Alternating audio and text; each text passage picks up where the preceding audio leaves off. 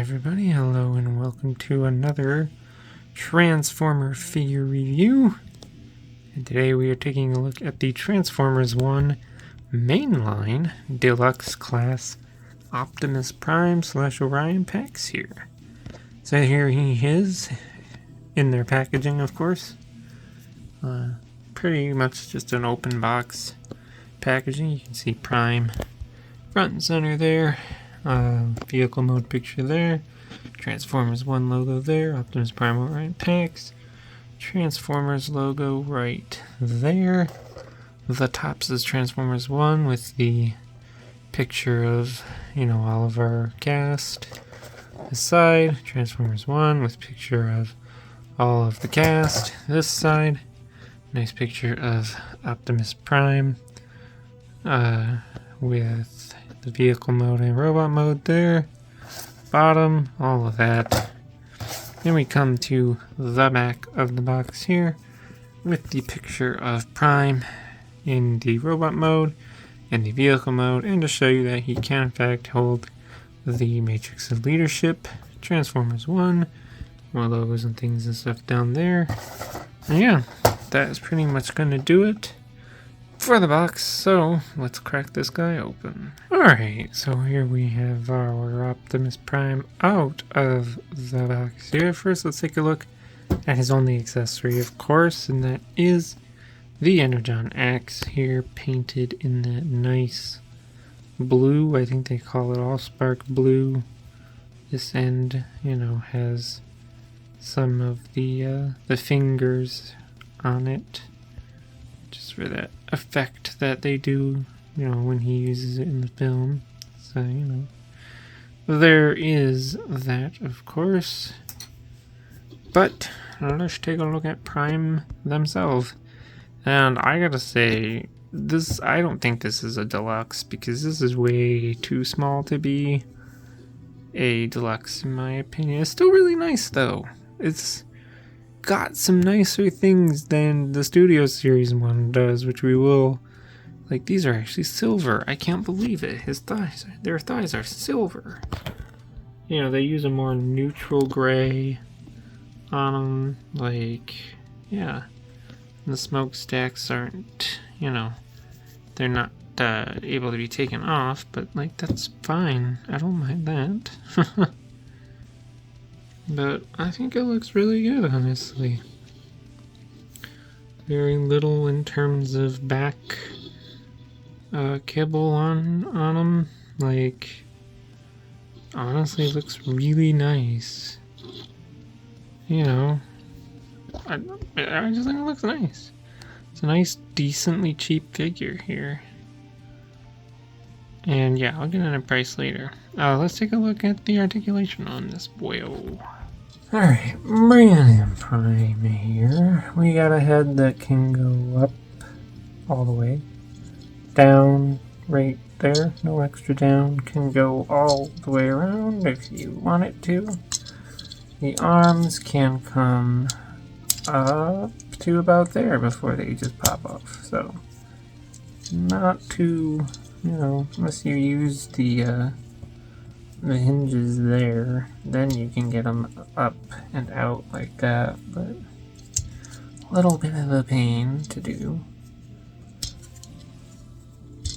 The smokestacks do move if you need them to. We do have a elbow bend there, not too shabby. And the hand only folds inward, of course, as you just saw. The chest, I don't think we get any. Well, we did get a little side to side in the chest. It does move up and down, although I think that's for transformation. The legs can come out. Legs, we get a full split on this boyo. And then they can go back to there, and they can go forward to there, and we get a nice bend at the knee there. No ankle pivots or anything, so That is okay though. And of course, for comparison, here is Mainline Prime with Studio Series Prime. And as you can see, honestly, I like a lot of the color choices on Mainline Prime. Like I said, the grays are more neutral. These grays are, I don't know, there's like a yellow quality to them. The addition of the silver down here is really nice, whereas that's just plain gray. I think the blue on Mainline is kind of a bit brighter than on Studio Series Prime here. The heads are kind of the same. Smokestacks are designed a little differently, of course. You know, Studio Series has a clear chest. This one has the painted chest. There is a matrix in this one that you can get out. But yeah, I do like both of them, honestly. But the paint choices on the Mainline they just make more sense to me, you know? But that's going to do it for the comparison here, so I'm going to get them transformed. Alright, and here we have Prime in his truck mode, and yeah. Yeah. Is it better than Studio Series? Is it worse than Studio Series? Is it somewhere in between? Honestly, I don't have a clue what to say. This little guy does everything it can to not want to go together at all. And I think you can see that here, like the arms are supposed to be in on those connectors, but they refuse to go in on either side, pushing the legs out, pushing the cab forward. Like, it just doesn't want to. You can see that the matrix is falling out of that chest compartment as I do it. Like, literally everything is just fighting me on this little guy. But, for the hell of it, here it is with the Studio Series one, and yeah. As much as I do hate the gaps in the Studio Series one here, it goes together, you know, for the most part. These don't really connect in there. But yeah, you can kind of see here.